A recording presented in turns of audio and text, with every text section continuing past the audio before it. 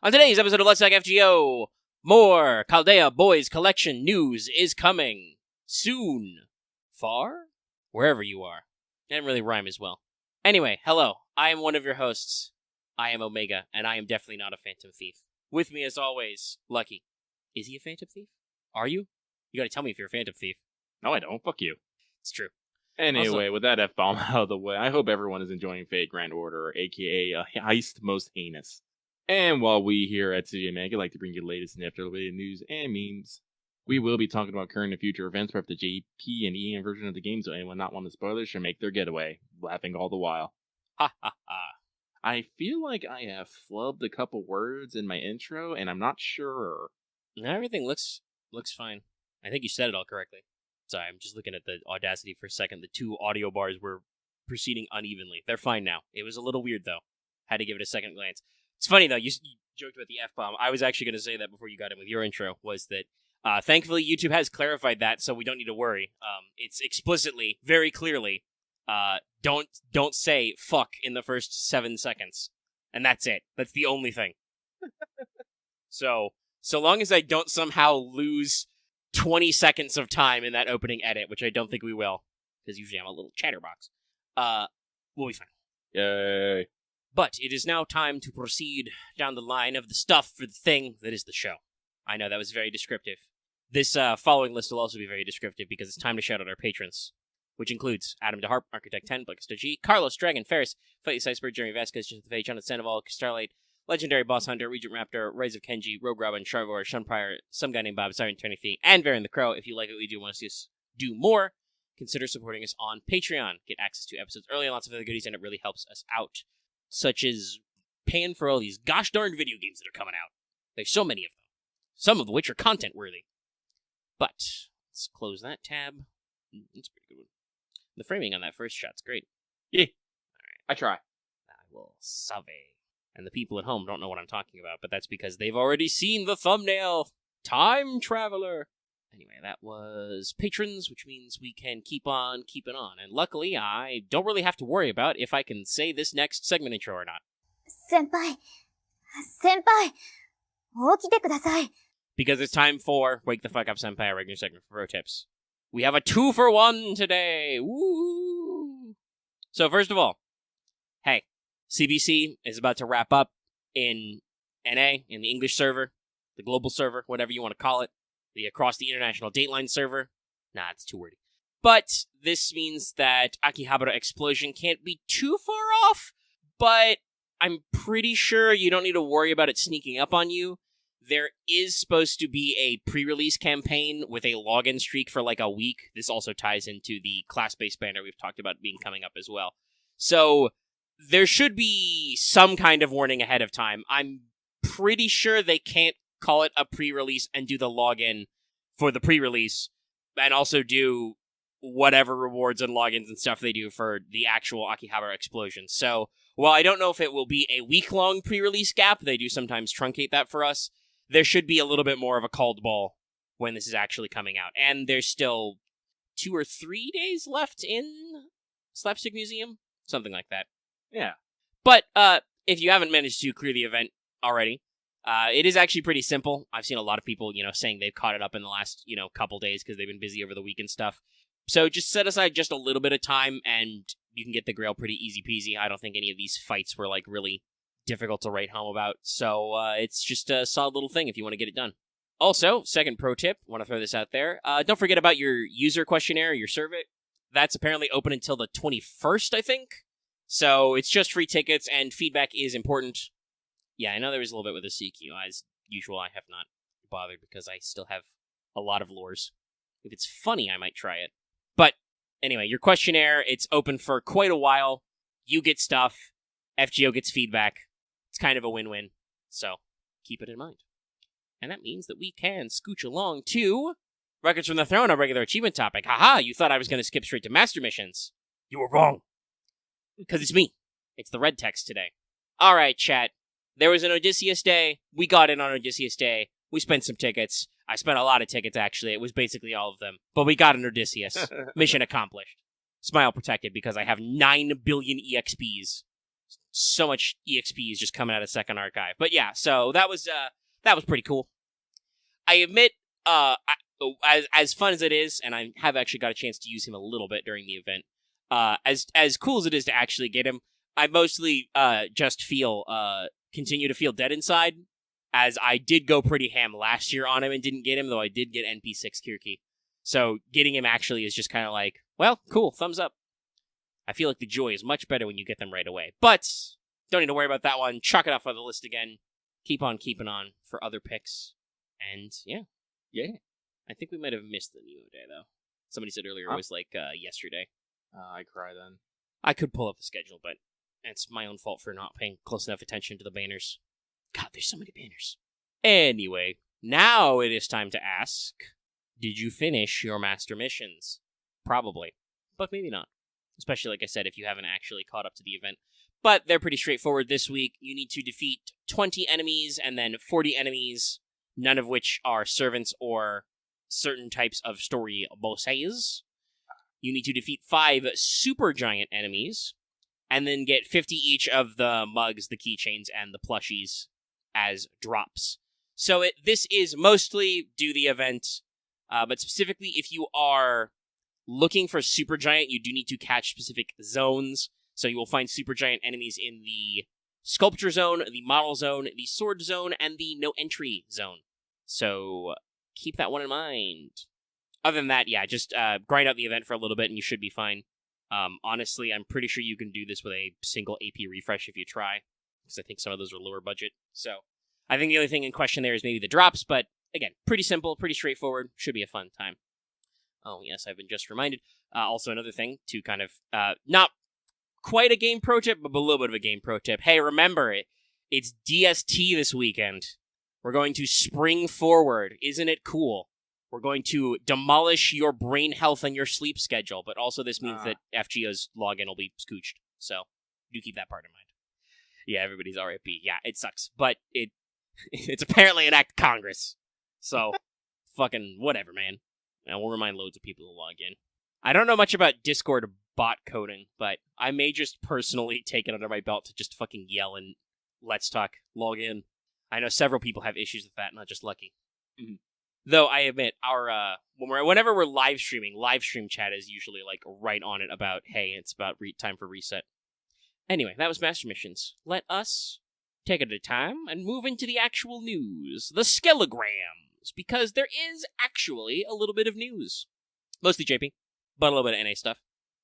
But on the JP side, so they've got a pre-release campaign for their version of CBC 2023. Their pre-release started the 8th and goes until the 16th.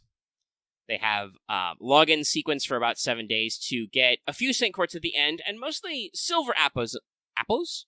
Silver apples and foes. What apple? Bleh.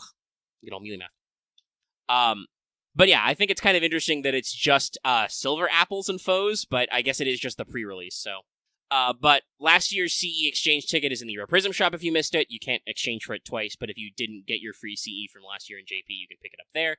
They have I wrote that as CE, but that's incorrect. It's a command code, the Buddy Ring Silver command code in the Mana Prism shop. Many ring memes going on. Also, all those fucking costumes from Bespectacled Individuals are in the Rare Prism shop now. Mm-hmm. If you missed out any of your glasses, they're coming back. And we have a CBC commemorative banners going all the way back to the 2016 version, which I think technically is, Da Vinci's Hot Guys banner.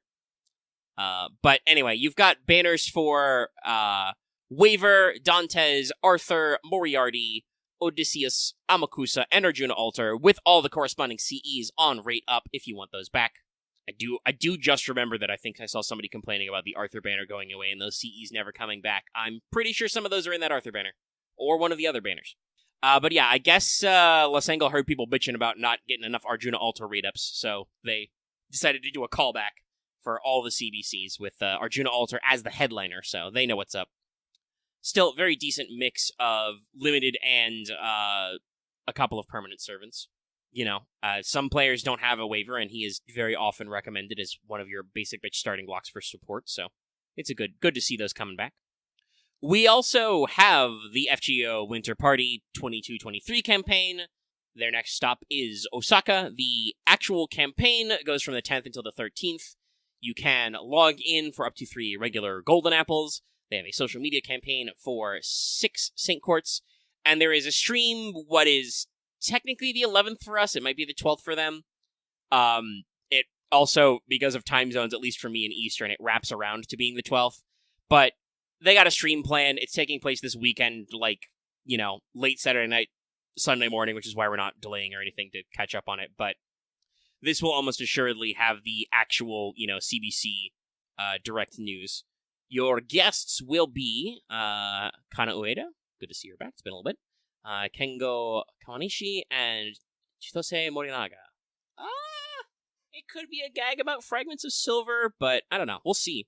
They don't always do a brand new servant for CBC. They've only done it a couple of times, I think. But they might, pack it back. Well, I'm trying to think about it right now. Let's see here.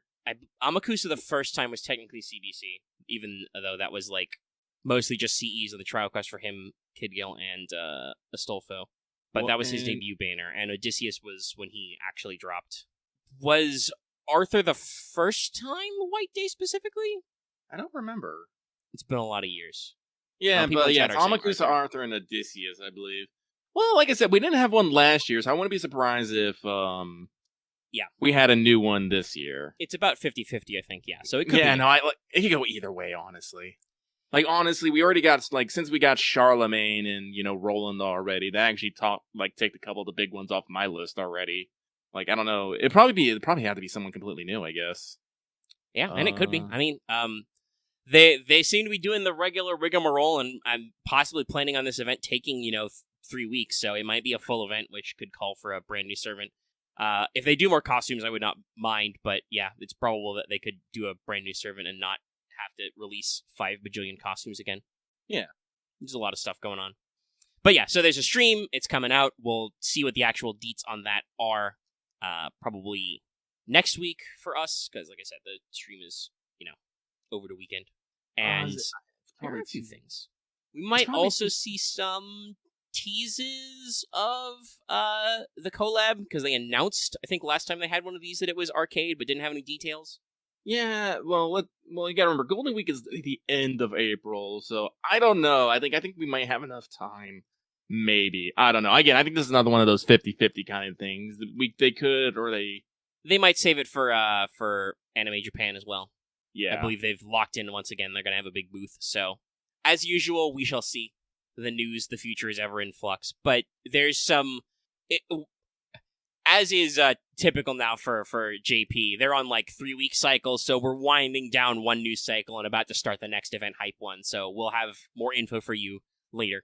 But they're doing a decent keep up, get you focused back in, give you a little something to do with this login campaign and stuff, and the banners. So we'll see how it all shake out. Listen, they got Yaminami out of Gouda Gouda Hell, so that's all I wanted. Yep. But we do have one last little bit of NA news as well. While this was predicted in previous weeks, it has actually happened very recently. But the Kalea Boys Collection 23 Voyager Pickup Summon has started. That starts the 9th and goes until the 23rd. So, no super mega rush if you're into that banner, but it has dropped. It'll be around for a while. And that will basically be, other than the last few rotations, that'll be the last banner for Caldea Boys Collection. There should be a, as I said, class-based banner as part of the wind up to the Akihabara part. Mm-hmm. But we don't know exactly when that'll happen. And, there's some squish room in there. There's some stuff to move around. I think for the most part, through the rest of March and April, we've got enough stuff to pad the weeks to do things appropriately. But there should be a round of hunting quests and servant rank ups actually coming probably late March or early April, depending on where we are squish-wise. Squish. But that's the news. Right. Hey. Actually, I do probably need to double check when that stream is tomorrow, just to make sure. But, that aside, It is now time for this week's Let's Talk FGO Mailbag, the segment where we read what you have to say and comment accordingly. And a surprising twist, I'm pretty sure shook nobody. I actually did get it out on time this week and posted it on Monday, but I was a little gremlin and didn't tell anybody and just made the announcement on Wednesday. Despite this, though, we only have 9. No, one more than last week. Did also catch some eyes. Some people did, because, YouTube notifications, did notice that some people did actually post their questions before you formally yelled it out on Discord. Yeah. Like he usually gives the mailbag a refresh. I do. I just did. I'm looking at it. It's nice. Oh, excuse me. Big yawns. I need to figure out a way that I could just stop yawning on here. I can sometimes catch a yawn, but gotta be on my ball. Now, a sneeze, I could stifle a sneeze if I have to. That's usually painful, though. I bet, yeah. Tonikaku, let us get started. This first one comes from the Tyrant King who splurged a bit and got a fancy playmat and deck box. You styling. But they say, question, hey guys, with the main story for CBC now completed, which has been your favorite so far? Also, which anime are you excited for in the spring for? You can't see it, but I panned the camera. Anyway, that's it for me. Sending good vibes your way. Wah, wah, wah, wah, wah, wah, wah, wah, wah. And hope you have a great weekend. Honestly, if I have to talk about it, I still think probably I like a Neon Breeze, just because it has a lot of Kirky in it. That's a pretty solid one. But following that one up, the Moriarty. The Moriarty one is just good. I just like Moriarty. Yeah, it's very solid. This one is neat, but I don't know if it really added any new perspectives or anything. It's just kind of fun. It was fun, and it was shorter than I thought it was going to be. Yeah, it was very to the point. Very. But if we're talking about anime in the spring, I think there's probably only 2 that I can say with absolute certainty I am quote unquote hyped for. That is season 2 of Ancients Magus Bride and season 2 of Gundam Witch from Mercury. Hey. Yep. There's a lot of things in the spring that I am interested in watching, but I look at them with what's the term? I'm being cautious about. I'm tempering my expectations. Thank you. Like I said, speaking about me enjoying mid video games, I enjoy mid animes as well, but at the same time, it's even. At the same time, I do not feel like I should be getting really overly excited about something that I will, enjoy casually. Ancients Magus Bride and Witch from Mercury, though, it's like, no, I'm there. Give me that shit. This is why I have been keeping up my Crunchyroll. Yes, I have been paying those people in the couple of months now, technically. Yeah, since Witch from Mercury ended. But no, there's a lot of isekais in there, and actually, I'm actually interested in quite a few of them. We're gonna talk about mid animes. I know it's technically not a guilty pleasure because I don't feel guilty about it, but it's in that category of But in another world, with my smartphone's getting a second season, and I look at the first season, I'm like, this shit is absolute generic isekai garbage, but I love it. But how did it fucking get a second season? Where there's just enough people who are just all I actually do like this, even though I know it's complete garbage. Do people just want to shovel this junk food in? I don't know. Because obviously the original version was big enough that's what inspired, I think, several parodies, but Konosuba, I believe, was directly inspired by a smartphone. And they ran out of seasons for some ungodly reason, which is very sad, because that anime fucking chef's kiss. But, okay, West. Western Fiends, really? I could see the trickle down. That does remind me, though, of another thing. I have heard, I haven't double-checked the stats myself, but apparently on the light novel angle, titles that are actually being identified as isekai are starting to trend down and get less sales, so we might actually be in, the genre dip, because obviously, a lot of people have been complaining for a couple of years that isekai is very oversaturated. And obviously, this is just one of those things, right, where, whenever you're dealing with trends, especially in development of projects that can take years, like seasons of an anime, like video games, you will have people, be on the end of production and they'll lag behind a little the actual source material. So it could be that if you are one of those people who is absolutely over isekai stories, you're still going to have to deal with them for a while. But there might be some, the general trends of people maybe filtering down, and there may be some new genre that'll catch everybody's attention and then become insufferable in 5 years. I remember when generic moe rom-coms was what everybody was upset about. Generic harem anime. Actually, one of the things I'm actually excited for is actually a reverse isekai called Dead Mount Death Play. It's by the same author who did Bacano and Durarara. Yeah, so it has that. It's basically gist of the story is a necromancer dies in his world and get brought over to the real world, filled with his necromancer powers, and he just wants to live a quiet life, but that's not how things work. A necromancer not living a quiet life. Where have I heard that one before? No, so I'm excited for that one. Hey, chat, did you know cows can watch the sunrise? God damn it.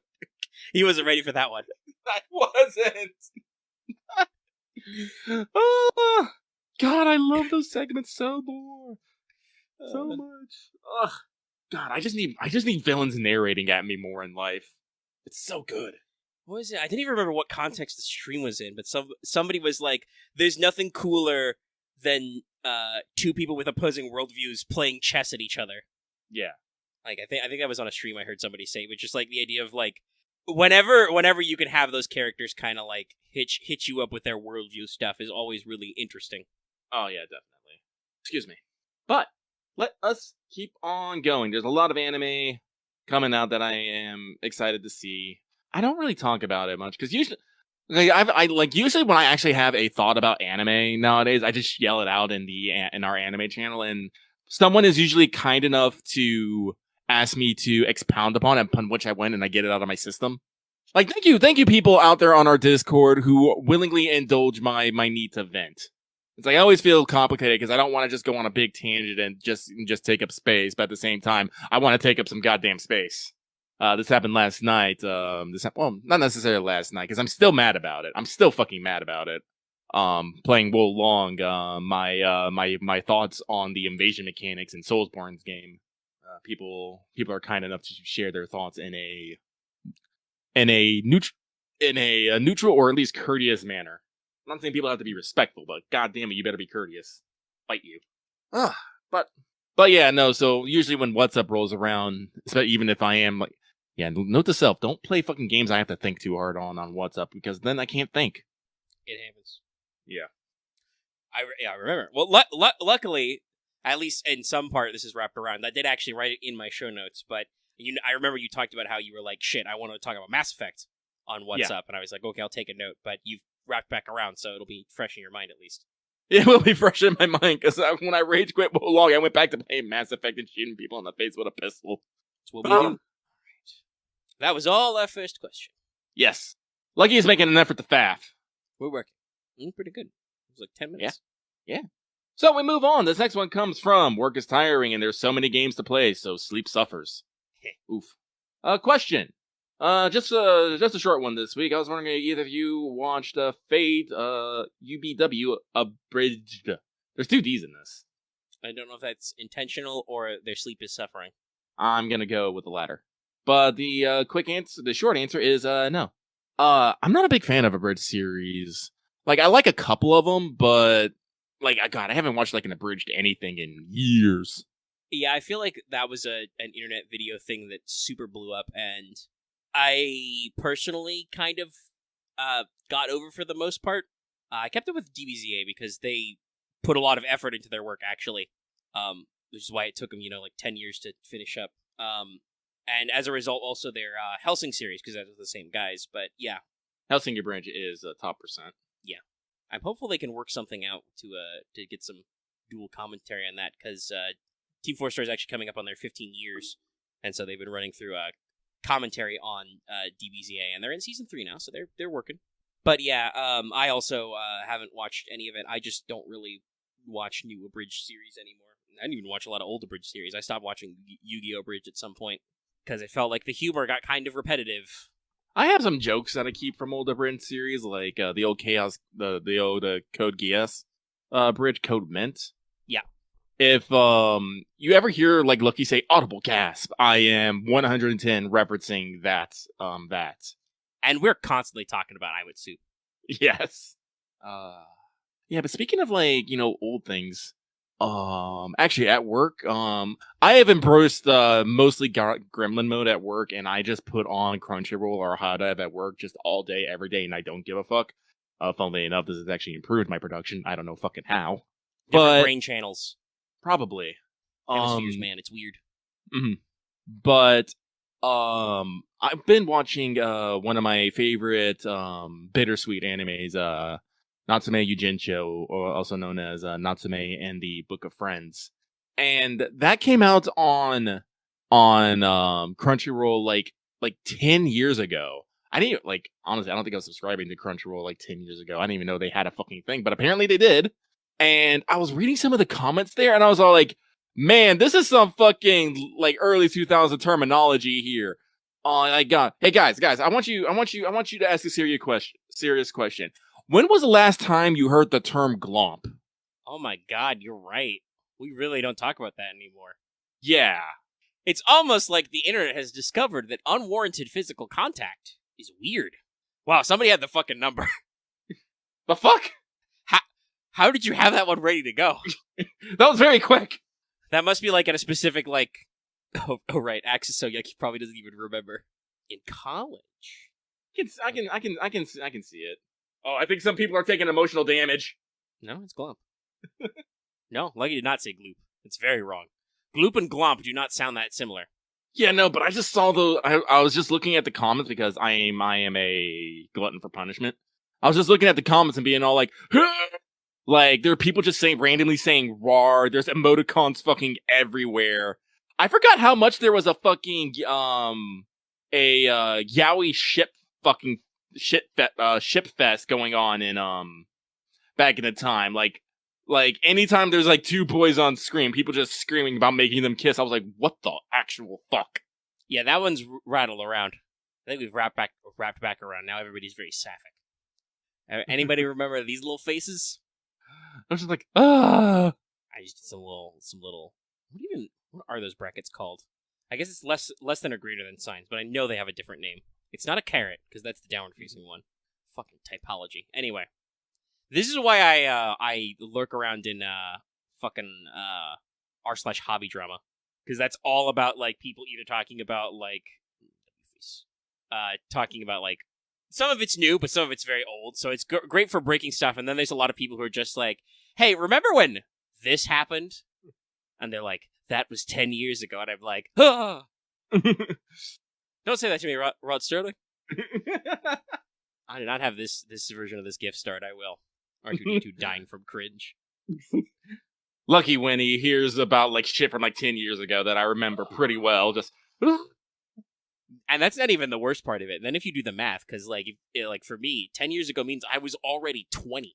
I had been around for 2 decades. I need a new R2D2 emote that dies from old. Yeah, do we have any emotes of anybody turning into a skeleton?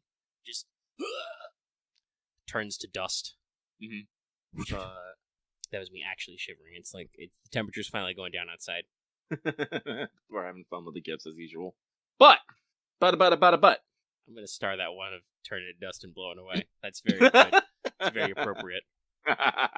So this next one comes from the Eternal Storms. Wait, actually, that last person had a PS, didn't they? Did they have? Oh, there's a read more. Yes, I'm on the ball, chat. Even though Lucky posted the bag early and pinged the server still decently early, I still didn't write this till the day of the show, so I don't know if you should be proud of my procrastination or disappointed that I wasn't more timely. I also have some good vibes, y'all. Wah. I am neither. Lucky simply is. Only you can stop forest fires. Wait, no. What I meant to say is only you can decide what this means for you.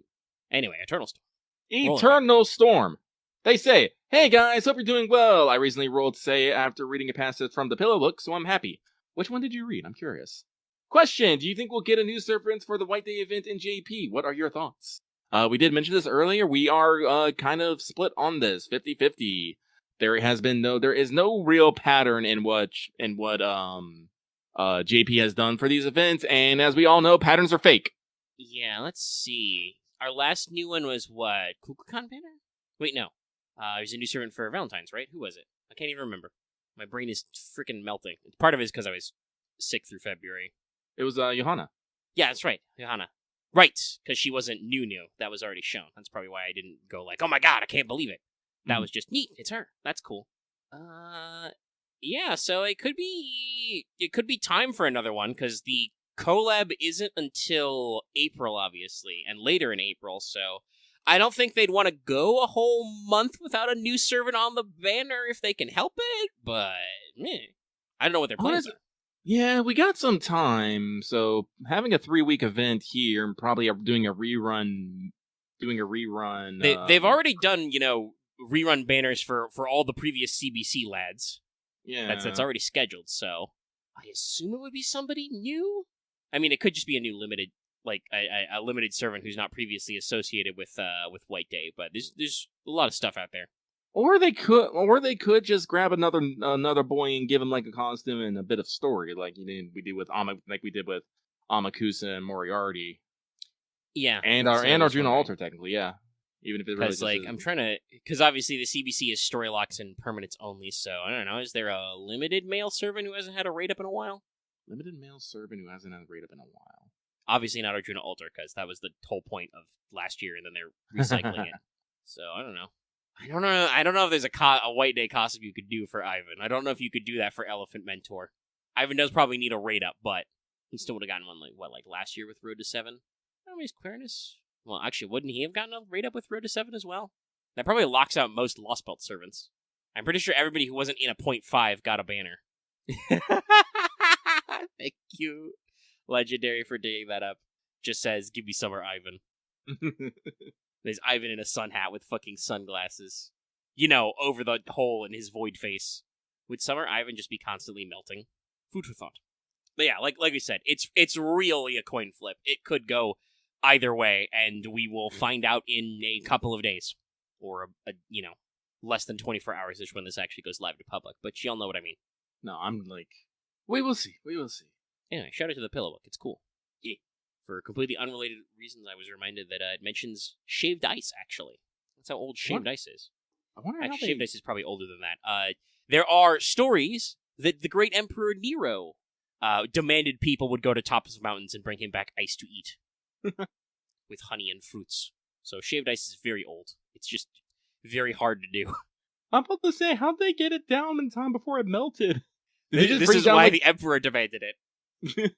Your speediest motherfuckers and your coldest buckets. Technically, like in Heian period Japan, they used ice houses, so... True. Maybe you get it in winter and you store it for summer? I don't fucking know. Anyway, we're not here to debate the logistics of shaved ice today. We have several more of these mailbags. Oh. We will move on. This next one comes from King of Apples, who doesn't understand how he ends up doing laundry so often. Question. And the spirit Emiya using swords and Ozymandias using magecraft, what do you think is the servant who do you think is the servant who used least like their class? Definitely not the correct word choice there. I broke myself a little bit on that. Who is least like their class, I guess is what we're going for. I mean, honestly, I feel like Oz is the one who causes the most confusion because he is like the least writerly writer. I thought he was a caster for the longest time. Because you don't even ever see the thing that makes him a writer. Because his sunboat laser beams are from like off screen. And his NP is the fucking pyramid. Yeah, his NP is his mortuary temples, but instead of being a maze that kills you, he turned it into fucking crushing you between pyramids. Not that that's not cool, it's just even more nonsensical. Oh, who do you think of servants who is least like their class? I mean, we do have quite a few berserkers who are remarkably sensible.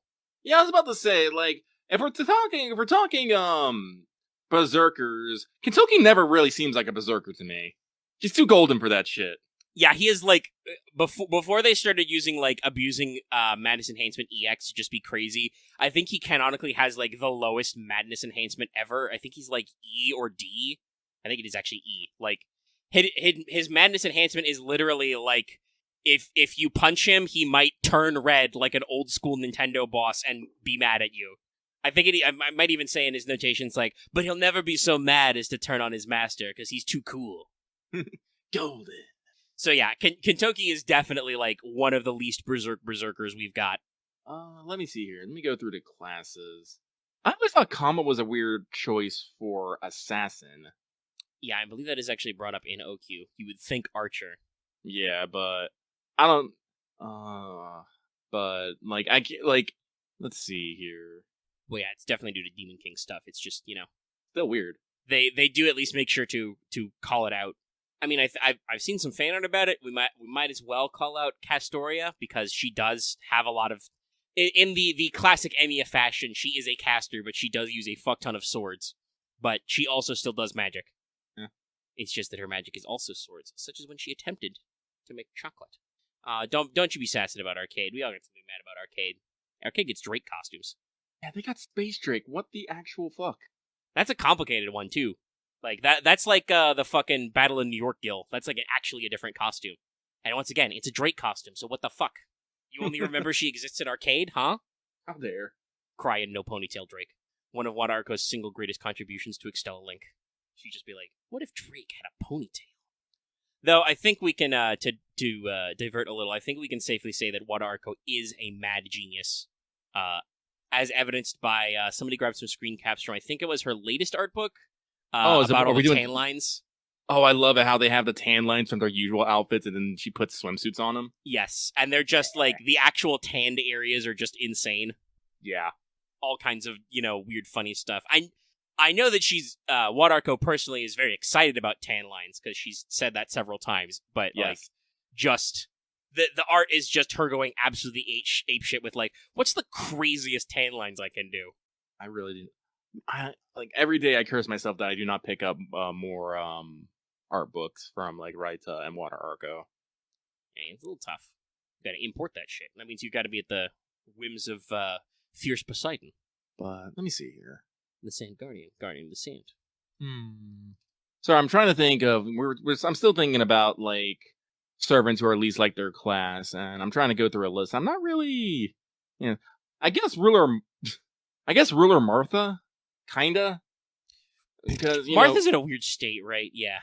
Yeah, no, like because rulers at their core are supposed to be about balance and partiality and all that stuff. But Martha's there just being a fucking punch saint, which, don't get me wrong, I fucking love.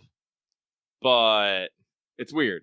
Yeah, I think they were just, I feel like Summer Martha being a ruler was just them playing around with, old school, multi-classing. Because, kids, if you don't remember, it used to be a big deal in Fate where, certain servants could be in certain classes, and some of them could be in lots of classes. So, I believe it was already established that it was known that, yes, as a saint, Martha could qualify as a ruler because she would have the impartiality to, not want to do a grail. But it ended up with just the way FGO being developed because her summer version is her ruler version. That her rider version seems much more saintly and her ruler version is much more fuck you, punch you. So, yeah, it's definitely, that's a weird one. And then they made a Christmas Martha who is caster, I think? What type is Chef Martha? I don't know. I feel real bad about Santa Martha. She's a caster, okay. Hey, maybe the event will be cute. We'll find out. I hope so. This year? Yes. Okay. Right, because our 2 years from now, Christmas doesn't exist. It's a Karna rerun. We get the Lost Belt 7, and we get Brithwart, called a Fairy Cup. Anyway, that's most of the classes. Well, I guess I can't really think of anything off the top of my head, so but I think we got a few out there. Chat. Right at home, listeners, what you think the servant that least fits their class is? In the comments. There you go. Turn it into an engagement thing.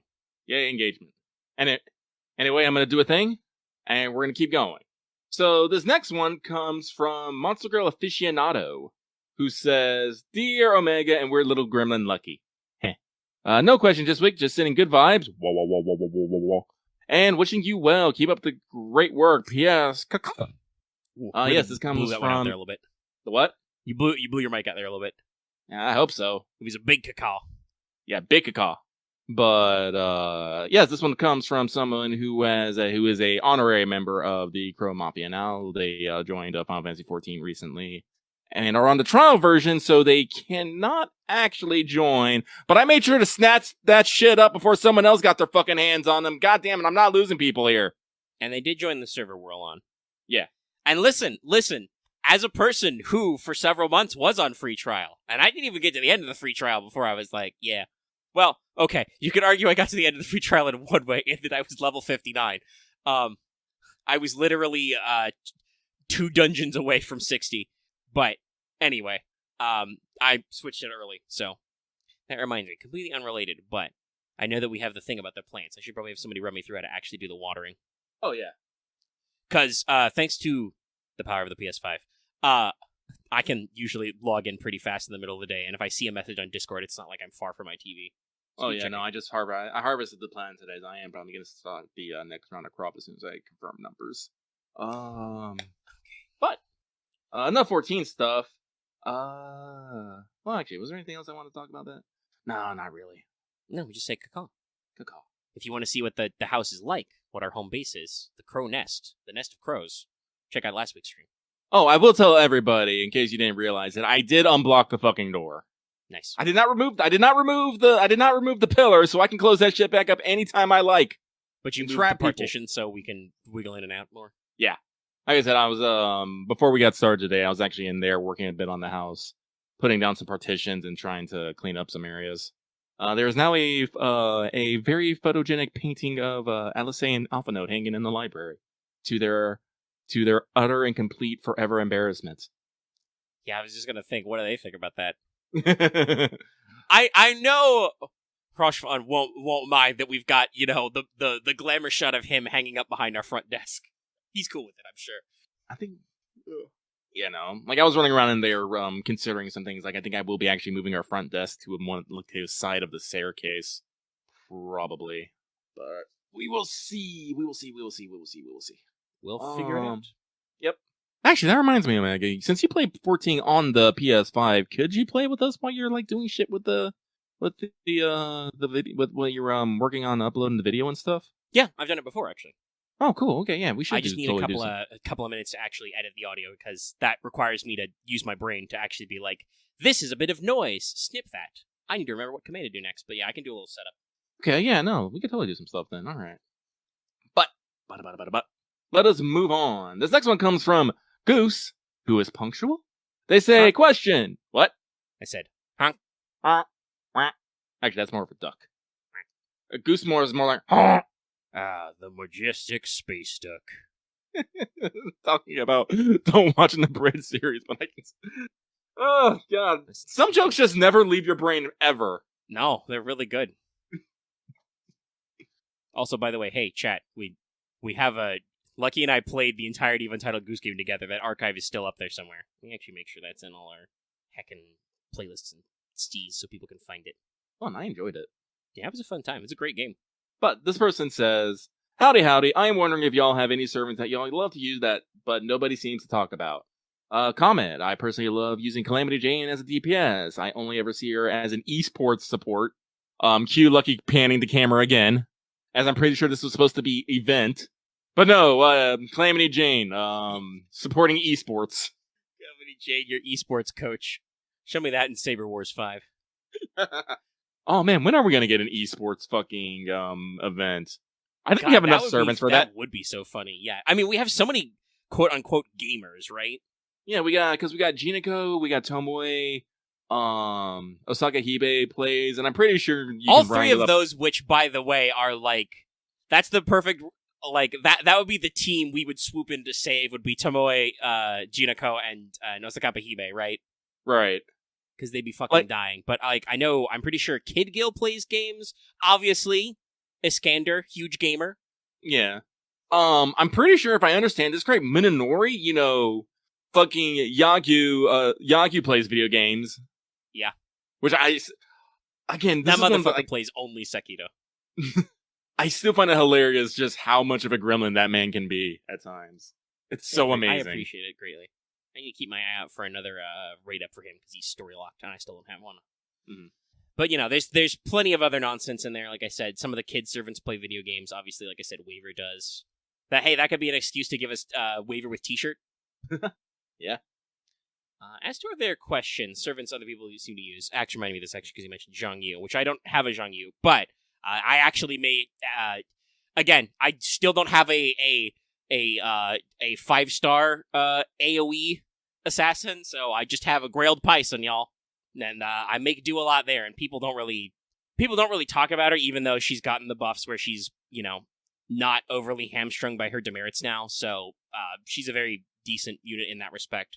At least in the Western fandom, it was enough. Her NP was enough of a joke for that to be the center of a Fujiwara doesn't understand, which was pretty good. Thank you, whoever is out there putting fans translations on those. Yeah, I expect we're probably gonna maybe for anniversary or something, we're probably gonna do like they did with Grand Carnival, and they're just gonna fucking dump all of them on us at once. But they're still coming out now, so. The Medusa, I am super proud. The Medusa, the Gorgon sisters, actually understood enough Japanese that I understood it without subtitles. I was able to do that similarly as well. But no, a pretty good follow on. Also, shout out to Yu Asakawa talking to herself. I mean, if you look at the credits, it's like it's fucking Ritsuka Mash is like I can't remember. It's Nobunaga. I can't Rie, and then it's just Yu Asakawa. It's just with a Maya Sakamoto at the end because Lil Vinci is in the ender. Yeah. No, Munier has to be on the enemy team for some ungodly reason. Of course, he's probably the opposing coach. Yep. I mean, yeah, that's generally, I think, how the joke about Medusa and her sisters goes is Stheno and Urale, really put upon poor Medusa. That has always been their character relationship ever since Hollow Ataraxia, despite the fact that I think generally in the fandom, at least for a long time, Medusa is more popular than Stheno and Urale. I mean, at least more than Stheno.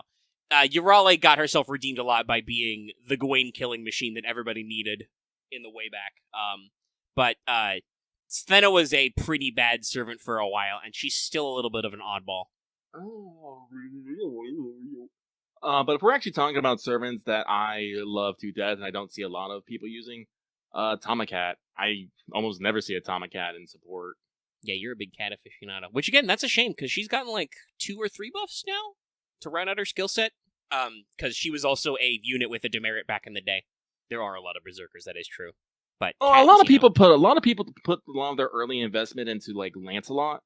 And it's because usually in berserker slots you'll see Kentoki's, Raikos, Lancelot, MHX Alter, Herc, lot of Hercs. Jesus, there's a lot of Hercs. I mean, Herc has always been known for being the fucking unkillable man. Some Musashi is pretty good. Yeah, Morgan's gonna take over eventually. And Arjuna Alter. Yeah, that's another primo farmy speed one. Yeah. FP printing machines. Mm-hmm. So yeah, no, but usually I like I said, I love my Kentoki and I love my Raiko. I don't think I've actually fully leveled Berserker Lancelot. Actually, I think he's still. Well, I mean, you went ham. You knew you were going ham on Cat. They're arguably in similar niches. It's just Lancelot. The reason why Lancelot was, not entirely, because Lancelot was good pre-Scotty, because he was just a very solid, 4-star Berserker with a ludicrously high hit count who, slapped really hard. Cat was kind of held by the fact that her initial NP, would self-stun for a turn. Yeah. But when Scotty came out, Lancelot was the primo guy because his NP has a ludicrously high hit count. It's 10. So, super loopable, very broken. Now I don't know how popular he is because they've done a lot for Berserkers. There's a lot of 5-stars that are good. Kentoki, though, is still I think top 5 attack of servants ever. I'm kind of surprised you didn't specifically call it Ku Alter, but now that I think about it, I don't think I actually do see him on that much. I think it's because he's storyline is harder to get. Yeah, I don't see a lot of Ku Alter. I know he's popular. Like Herc, he is fucking unkillable and has a fuck ton of attack, but being story locked probably hurts him. Yeah, like I said, people will probably find it easier to get a Herc than it is to get a Ku Alter. Yeah. I'm also glad that Summer Ibuki is popular. That'll, wrap around as well. But yeah, hey, keep your eyes out, chat. That's another great thing to include in a comment. Do you have a servant that you like to use but you don't see a lot? Please let us know. I definitely have my love for my 4-stars that have gone out there. Made sure to give everybody my juice. But I still use a lot of my big ones. Obviously I in Lancer slot I do actually have a Grailed to Gold Gareth, and I have Grailed Canis to 90. But I do have an NP2 Aresh who's Grailed to 100, so, like, I'm not hurting, you know? I know what I'm about, chat, okay? And I'm gonna fucking die in 2 summers. Because Summer Gareth is on one banner, and Summer Ibuki is on a different banner. Like, this is the main reason why I haven't quit my job, is because I play gacha, and I need money. Yeah, always need money. Always need money. I will say, shout out though, not necessarily universally appreciated, but I did see a couple of people on my friends list who were gutsy enough to leave their Ibukis up in the Saber slot just with a CBC CE. Cool story, bro. Thumbs up. It's worth it. Go for it. Oh, God. Did I don't even think I did on a fucking event support for this event. It's just been not on my brain at all. I did mine, but I don't think I adjusted my CEs since I rolled for Odysseus and then actually got some CE copies. Yeah, I didn't mention this, but I didn't actually roll on any of the CBC banners. I did roll on the Arthur banner because like I said, I don't have it. I was just like, why not? So I did like 10 on him, and I got some old CBC things. I don't know if there are any new ones, but yeah, they don't count. I don't think. Yeah, but like so like I didn't like. I think I've gotten maybe. God, have I even picked my free ticket yet? No, I haven't. Yeah, you should probably do that before. In case. I am totally picking the Coup one because it is amazing, and it makes me think of that episodes from Today's Menu with Emiya Family, where Coup is just hands person a flower and just pop. It's good. It's good. But we got a few more mailbags. Sorry, I typed in Lancer Coup into GIF-source to see how I can say, and I just see this. Gay bulge. That's an old internet meme, by the way. Now I think actually more people know actually how to pronounce Gaybulk. Gaybulk. I remember when I didn't actually know how to pronounce Kukulane. I thought it was like Kukuhalan or something. Yeah, Chuchulin. No, it's Kukulane. Which is honestly, funnily close enough to Kukulkan. But anyway, I think Final Fantasy's done that wiggle before. All right, but yes. let's move on. So this next one comes from Gahulian God, who says, Have we had a servant known for purely athletic abilities? The closest I could think of would be Atalanta, who was known to be the Argonaut's fastest runner. Pure athletic ability? And even then, Atalante as a servant is known for her hunting prowess as well, because the boar hunt. I think the answer to this is no, not really. I think we might have a couple of servants who are known for some wrestling, as it were. Like on a purely on a sports level? No. Like, if we're talking, physical ability, then we can talk, we can point at, the Chungus fucking, Super Orion. Who... I mean, technically, Arash is a hero just for his pure feat of archery. He never actually hits anybody with Stella, in the myth. It's like a foundational thing. So there's some of that, but yeah, there's normally, at least to the ancient world, pure athleticism doesn't necessarily qualify you for. Oh, wait! Spartacus. That is true. It's a combat sport, but he is a gladiator. Yeah, that man was all muscle.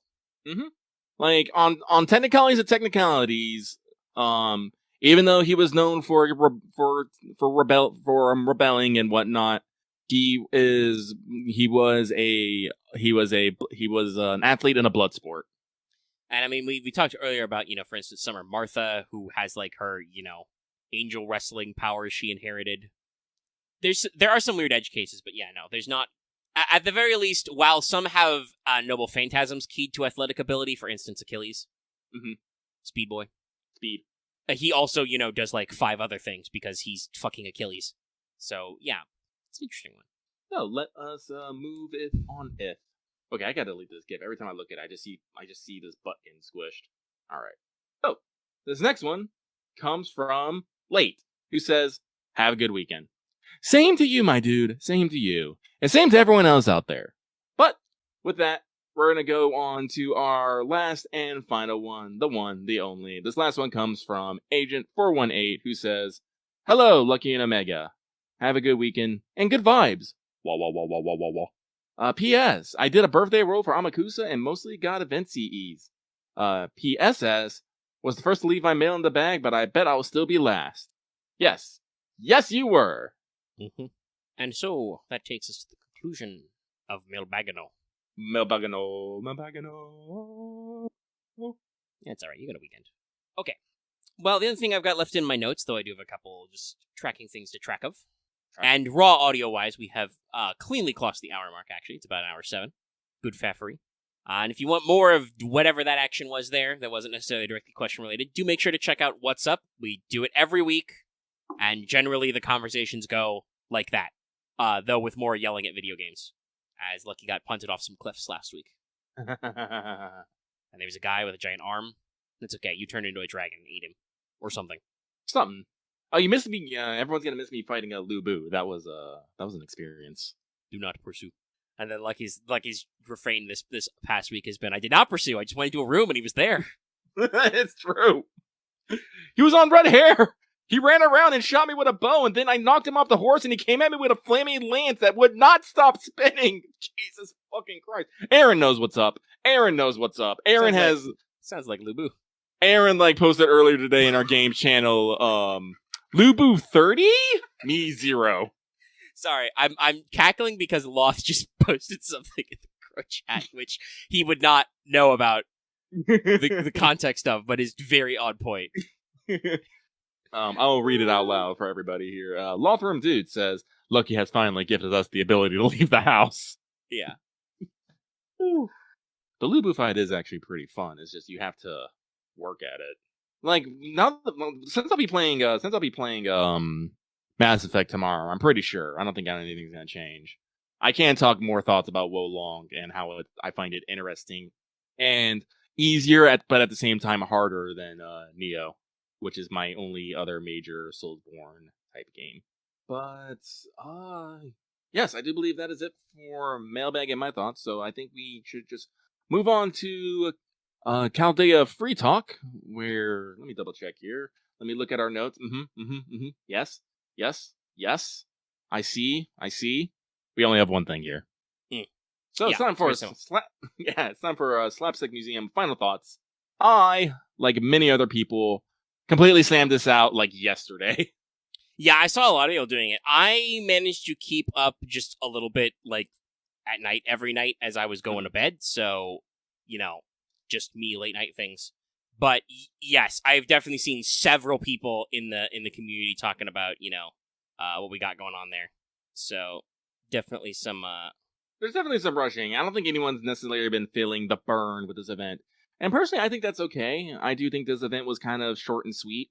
I don't feel like it's trying to overstay its welcome, but gave enough. I think the only problem with the story is it does not necessarily have a overarching or overreaching message. It's just a side story. Almost like a slice of life kind of deal. Basically, it's oh, hey, there's a grail, but we can't just, beat some up and take it. So let's come up with something wacky and wild to do it. And you proceed to be wacky and wild. Yeah. It's really utilizing the minute singularity thing we got going on. And even, they do the thing that I think the first time they did this was Summer 3, but they do that thing where you have fights that are not really fights, they're more like just esoteric representations of you solving the problem. Oh, yeah, where, you fight the plan. Yeah, and you, fight a Hydra that is, distraction or something like that. So there are some actual fights in it, but yeah. I was actually kind of pleasantly surprised. I thought that they gave away a little bit in the intro, and they did. Considering Mordred is only shows up at the very end, that was an early reveal. But they did not actually spoil the caster. I thought it was going to be Shakespeare, but he was on our side, so it was actually Mephistopheles, which was very interesting. But yeah, it was pretty straight and to the point. And I will, once again, I will at least shout out to that, right? It was very, like you said, very direct. There wasn't really a lot to say. I think at the end, there was a little bit of, I think, of our usual ongoing lore, right? Of, what actually counts as a hero for our heroic spirit summoning thing. Mm-hmm. And, there is at least that actual metaphor about, a museum displays objects of the past. Mm-hmm. So, something that I think is actually technically correct and usually accepted about museums is you do not necessarily you would not display a work that is in progress, right? Right. So, the commentary that, we need this grail because we're using it for something, and our story's not done yet. There's a couple little nods for some character building for the master in there. You get to like goof off and have fun, but also I feel like there's some heavy hitting stuff in there as well. Do you think us saving the world is a selfish wish or not? Yeah, I mean it kind of is. If only because technically there's not a lot of people left in the process for us to do it for. They're already exploded. So stuff like that. But there's certainly I think some fun bits there, but ultimately it's not meant to be really that deep. It asks you a couple of questions about stories and heroes and objects and stuff. Kind of there is some. I don't think that FGO went very hard on it, but there is some commentary about the nature of museums and like storing foreign objects. Both with like this own museum is not necessarily thematically correlated around to anything, but also there is actually the subplot with the dagger, and then Suna pretends to be a representative from the Imperial Household Agency, which is a real thing in Japan, who are actually responsible for historical artifacts. I know this because I've done a lot of research about Japanese swords, and the Household Agency is responsible for like the tracking and documenting of certain archaeological artifacts. And obviously, why would Japan have a Chinese historic artifact? Shit like that. So I don't think that the story really cuts deep either way about it. But it's definitely kind of interesting to talk about the curator as like an embodiment of the concept of the museum, kind of like just wanting to suck up more objects, kind of like an inertia. It's interesting. But yeah, all in all, the plan is neat. I kind of feel like for a Phantom Thief ploy, it's a little straightforward. Like, Amakusa as the Phantom Thief just shows up at the very, very end to have an excuse to get fucking slashed and not get cut, and then, go about his business. Which he was able to pull off through the power of Deus Ex Machina. The hand of the writer. Thanks, Shakespeare. But still pretty fun. I do like the implication that like this turned into like a game back at Chaldea. Oh yeah, because they're all talking about it later, and I can almost imagine them like looking over whatever plans that Amakusa had and just kind of doing that funny little thing. Well, coming up with plans is fun. Yeah, like just in general. Yeah, and like it seems to have like turned into a little game. But all in all, the story writing was pretty good. I think their use of characters was pretty good. Saito and Mordred as the two enforcers seem to fit very well. I think it does well, especially because they have outfits that let them look like they're fucking, professional guards. Yeah, they have the suit sets. I am very surprised, though, that we did not actually fight them. But I thought about it more. It's like, no, you're a Phantom Thief. You don't get into direct conflicts. You use, trickery and guile. Yeah. And get the fuck away. The only person we fought at the very end was Mephistopheles, and that was also part of, like, the whole drama was like, well, now I have the Grail that I have left the museum. Now it is just down to, as Amakusa said, when two people have, equally valid approaches, the only way to settle it is through conflict. I was actually thinking about this. It was weird, but it actually made me think back to a Lost Belt 3. That was China, right? Yes, that was the third. Yeah, we're basically at the end where Shishi Wong is all like, is basically yelling at you. We have different points now, so we're just gonna fucking hit each other until we figure out who's right. Yeah, And that is just sometimes how it goes. Obviously, if you can solve your problems non-violently, that's cool, but there is a reason why human history is full of conflict. Yeah. And actually, everybody drink. OSP had a video today about the concept of, like, betrayal as a story trope, a trope talk, which was very interesting because I think Red is quite right that betrayal is one of those things that looks very different whether you're a protagonist or an antagonist. When heroes decide to leave all their friends behind and leave the evil organization to join the side of good, usually we, give them a thumbs up and a pat on the back. But if you do that if you do that to leave the heroes organization, you're the scum of the earth and we can never trust you again. Probably. But in general, Red discusses the idea of conflict, which is like the shorthand for this differences about, the actual, like, basically characters in fiction rarely agree because that's not important. That doesn't breed good stories. But conflict is kind of the term that gets out there. And it can have a lot of meanings, and some times I think people can assume conflict to be more serious than it is. But in general, no, just two conflicting opinions can get in there, and it's good. And then I think Amakusa has one final little bit when we like see his servant dreams, and he just chills in hell, as he says, alone. And he asks you, are you used to it? And you're like, eh. And he's like, that's good, actually. I don't want you to become psychologically hardened, because then you would, become somebody different that you wouldn't care about this. Which is very funny, because that's basically the speech. It's like God of War Ragnarok spoilers, I guess, but I know I'm way behind the curve there. But that's basically the speech that Kratos gives to Atreus, like almost at the climax of Ragnarok, where like Atreus is going to go, harden your heart, harden your heart. And then Kratos is like, no, boy, actually open your heart. That's what your mother wanted. That was what we were building towards the entire time. Open your heart. That's our secret. It's, the way we win is through the power of empathy and not being hardened. So, and that's generally, I think, always been established as the kind of the one constant character trait of the Master is their ability to, like, be approachable and understand different points of view and connect with lots of different servants, including anti-heroes. Yeah. So it's good that they keep the thematic stuff rolling, because you never know where people are at in the story, right? This is a limited time event. You never know when people are joining, so it's good to have your bring back there. But all in all, yeah, it's just very, very tight, very to the point. Doesn't really overstay its welcome, and makes a lot of thematic sense.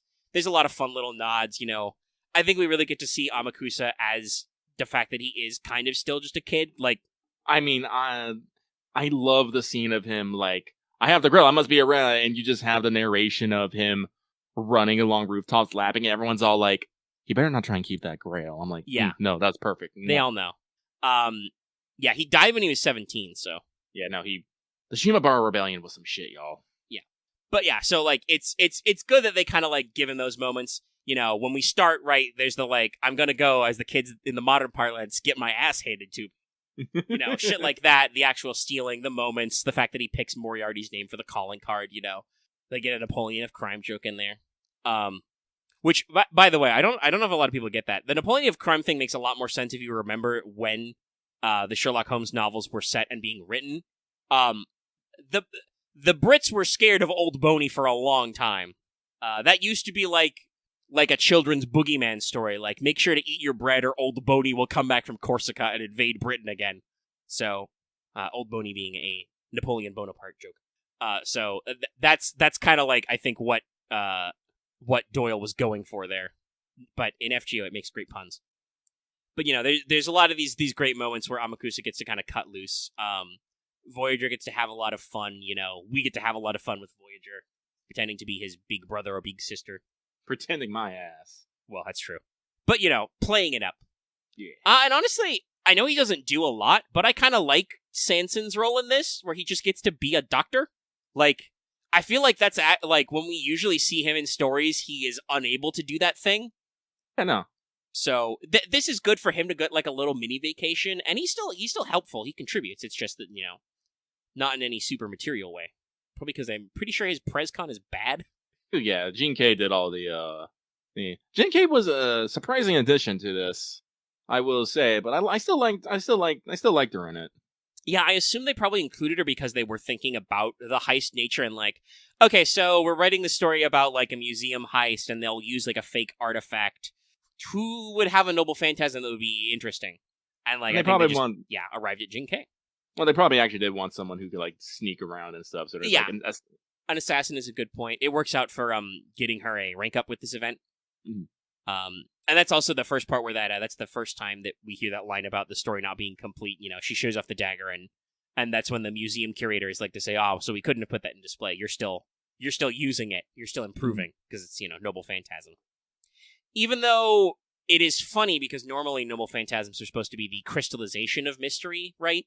So they're supposed to be when the stories are done, but because FGO is such an ongoing story, you get some funny stuff in there. But yeah, I'm always glad to see a little bit of Jin K. She's a great side character.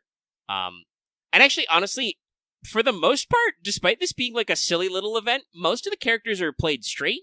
Like, Moriarty has some gags and goofs at his expense, but he's still, like, treated seriously as a consultant, Amakusa is deliberately playing things up, but he has a real plan.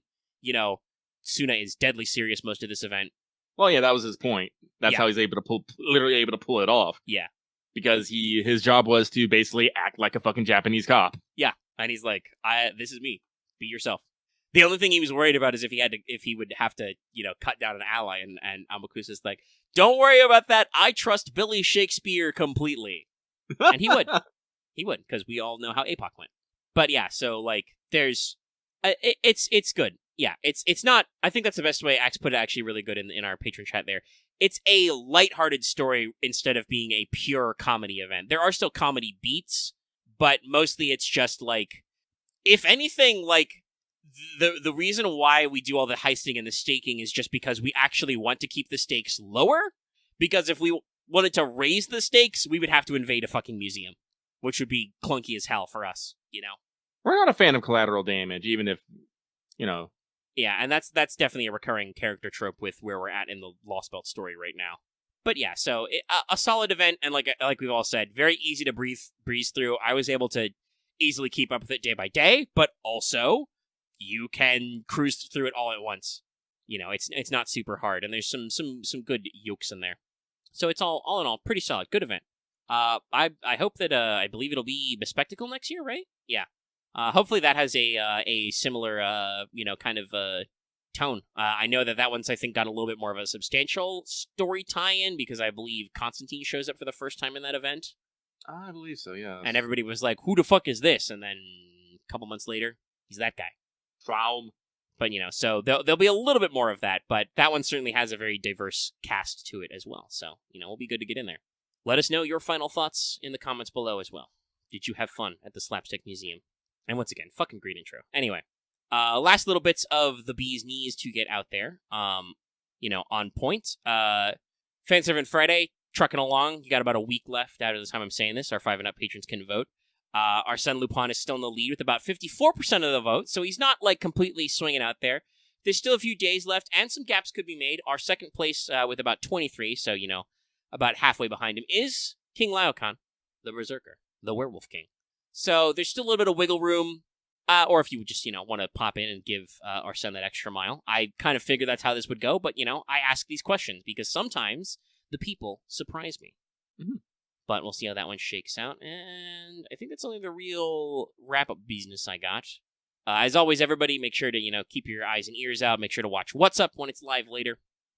Be sure to catch up with our previous week's streams if you haven't and you want more of us. If this episode was a little short for y'all, we did, 14, Fail Betrayal, wrapped up God of War with a post-game stream.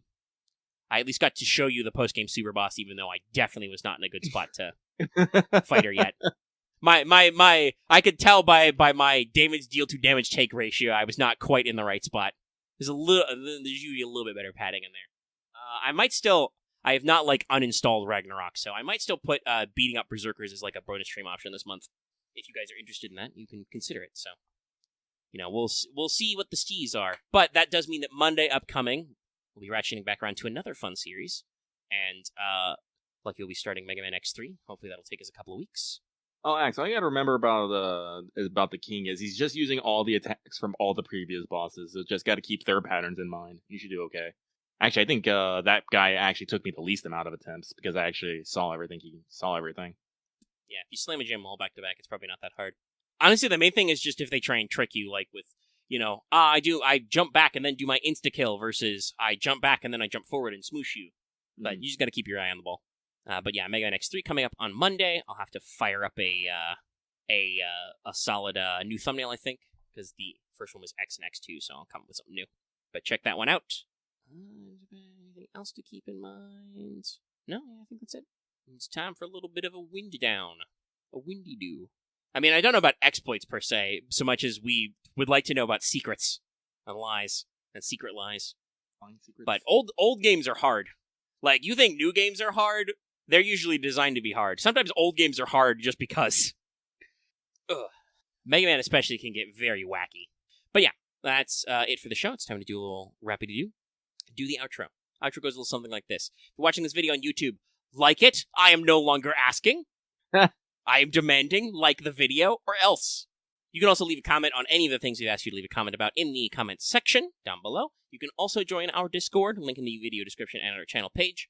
All kinds of fun things at our Discord, roll threads about games, anime, whatever. And maybe someday you too can join the illustrious Crow Mafia. Even if you are liking and all that stuff, you can still subscribe as well if you're new here. Catch all these videos. We do this every week, barring, unfortunate circumstances. So we'll be back next week for more. Oh, actually, there was one more thing I forgot to mention. Everybody keep your eye out. It's a good time to sub because at some point, probably before the not-too-distant future, Wanted Galatea will be coming out.